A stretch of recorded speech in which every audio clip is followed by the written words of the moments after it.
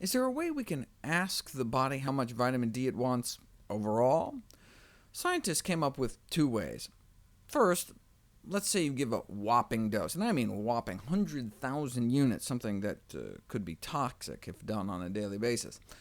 The question is, what's our body's saturation point?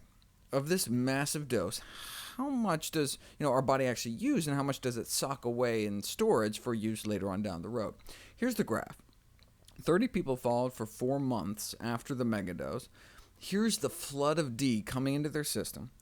But the solid circles represent the pool of vitamin D our body is keeping in our bloodstream for activation, and the rest is likely stored away to be used on an as-needed ongoing basis.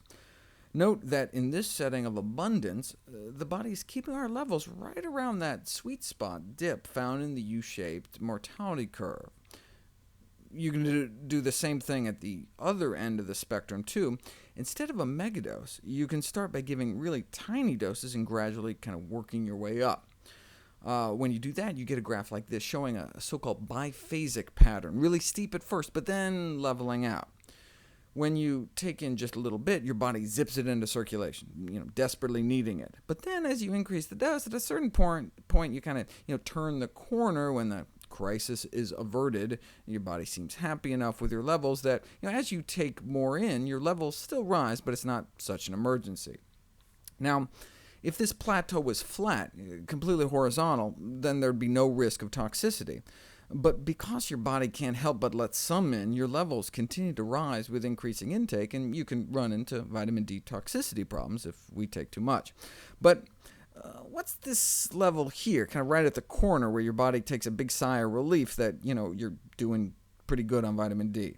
Well, kind of working in from both ends, the level at which our body appears satisfied translates to about 2,000 international units a day, which should get us right into that U-shaped longevity sweet spot, whereas the Institute of Medicine recommendation appears too low, and the 10,000 recommendation put forth by others appears too high.